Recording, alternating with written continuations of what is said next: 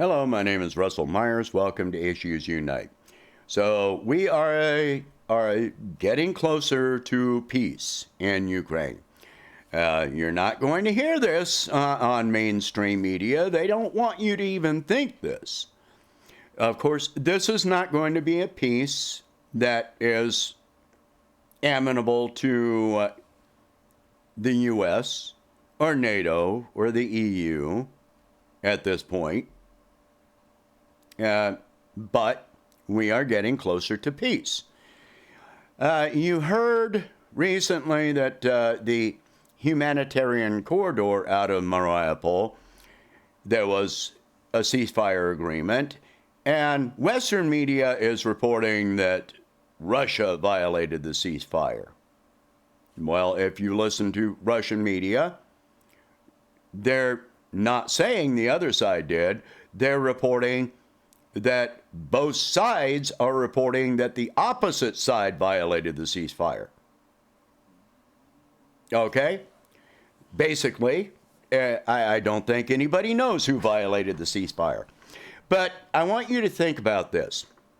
Mariupol is in the Donbass region, and it has been militarily occupied by Ukraine for several years.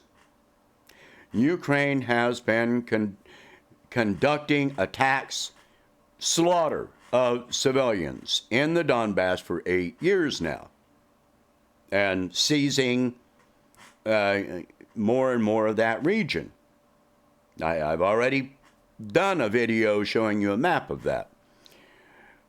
So, which makes more sense? Russia, who has been trying to get the Minsk agreement adhered to for 8 years, and their only actual role in that agreement was as an observer and a mediator. The other signatories to it, Germany and France, have not been trying to enforce this agreement. Russia has been the only one. Russia's taken it to the UN. And finally, when Donbass intensified their attacks on the Donbass, Russia came in to stop this from happening. By the way, I'm not in favor of war.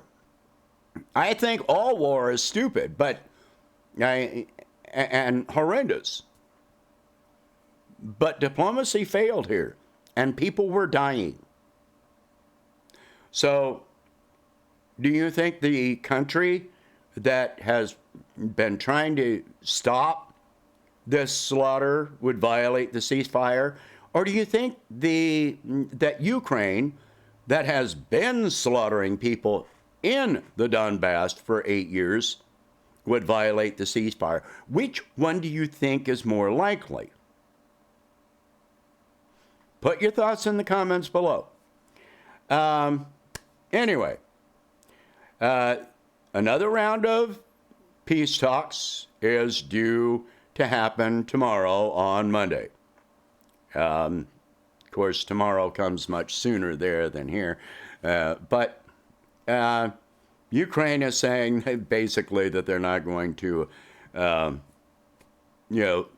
submit to any peace terms that Russia lays out. How foolish is that? But they're ultimately not going to have a choice. And they don't really have a military left. Previously, other steps toward peace, actual peace. We heard previously about Ukrainian border guards either abandoning their posts or surrendering. And now there are reports coming out of Ukrainian forces in the Donbass region that have abandoned entire encampments. Like one encampment they abandoned had, thousands of troops there. And I mean, they just split out of there. They left tanks, armored personnel carriers, hundreds of tons of weapons, missiles, guided weapons, and their uniforms, tents and uniforms. So they obviously ditched their uniforms and changed into civilian clothes to just completely book out. So this is a good thing. The more that this happens, then there's going to be no fighting force left in Ukraine. They're evacuating. They're leaving the country. You can count on it. So these are good things.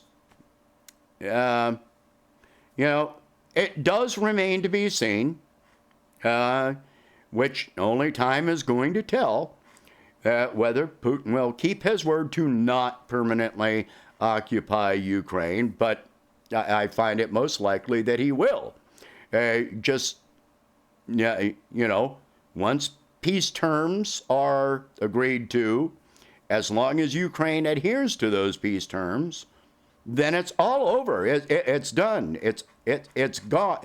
There is no more of this. The only other option will be if NATO gets involved, and then it's really going to be ugly. So these are all good developments.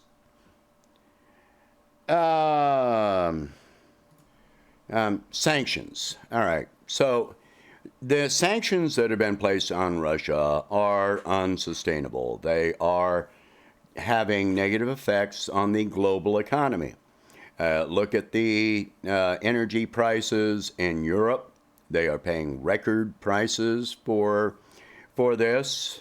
They're not able to pay Russia because they removed Russia from the SWIFT system and,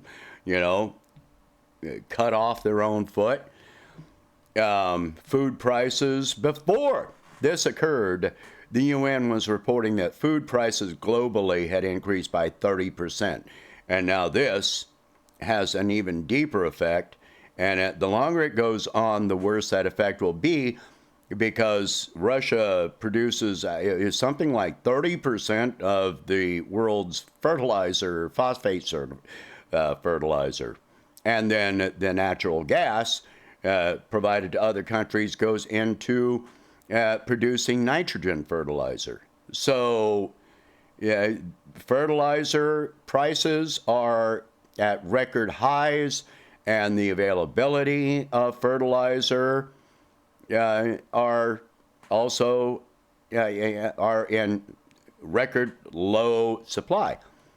So that's going to affect the food supply globally, not just coming from Russia, but Russia is a major exporter of grain. And so is Ukraine, by the way. Together they export, I don't know, somewhere, some massive amount, some massive percentage of the world's grain supply come out of Russia and Ukraine. So neither one is able to export grain right now. So you're going to see more and higher prices due to energy, due to lack of supply. You're going to pay more and more prices for food. And look at your own how much gas and energy bills. Look how much it costs. It has increased for you to fill up your gas tank just to get to and from work. And if you are in a low-wage job, well, chances are more people are going to be quitting their jobs in America because they can't even afford to get to and from work, or it costs so much that, they're losing money by going to work. And we already had You know, a massive strike, people quitting. So this is all not sustainable. So the sanctions on Russia are not going to be sustainable. What effect is it really having? Europeans are struggling. Americans are struggling. Parents in Russia trying to feed their children are struggling. And there are, this war doesn't even have mass support in Russia. There's many people that are protesting against it. They're actively protesting, and others may not be protesting, but they're still against it. And they may talk to their friends and family about it, just like you may talk to your friends and family about being against any war, but that doesn't mean you're out there holding a picket sign. So this is this is going to end soon. I have my faith that this is going to end soon. If your idea is you just want Russia to lose, then what you really want is for this war to continue and for more people to die. That's what you want. You want more people to die. And how stupid is that? Some people are in favor of a nuclear strike on Russia. Well, what happens to the fuel supply and the food supply from there? What happens to the environment? Because to strike Russia is going to have radioactive fallout, which extends either across China, Ukraine, or Europe. Because it's going to go, depending on the direction of the jet stream, that radioactive fallout is going to poison millions of people. And this is what some people are in favor of. Because the nuclear weapons in use today are thousands of times stronger than Hiroshima and Nagasaki. Just one nuclear weapon detonated today is going to have effects that you cannot imagine. And that is insane. Even if Russia did not or was not able to respond, then just the fallout from that strike would have global consequences. Like it or not, it would change weather patterns. And we're already dealing with climate change. What effect would that have? Anyway, so let's all cross our fingers, pray, whatever it is, support the idea of peace. Support the idea of the people in the Donbass not being slaughtered. Support the idea that Russia has legitimate security concerns. All right?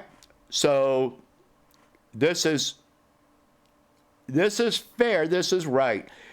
I'm not in favor of any military action or anyone dying, but I've been against the people in Donbass dying for 8 years. Have you been? Have you even been aware of it? Have you been aware of it within the last few weeks? Anyway, share this video, talk about these subjects. There's a very good chance my channel might get taken down, just because of the views that I express. But while you can, share this video, talk about these subjects. If you can, please donate $1 a month to help expand the channel. and I will catch you in the next one.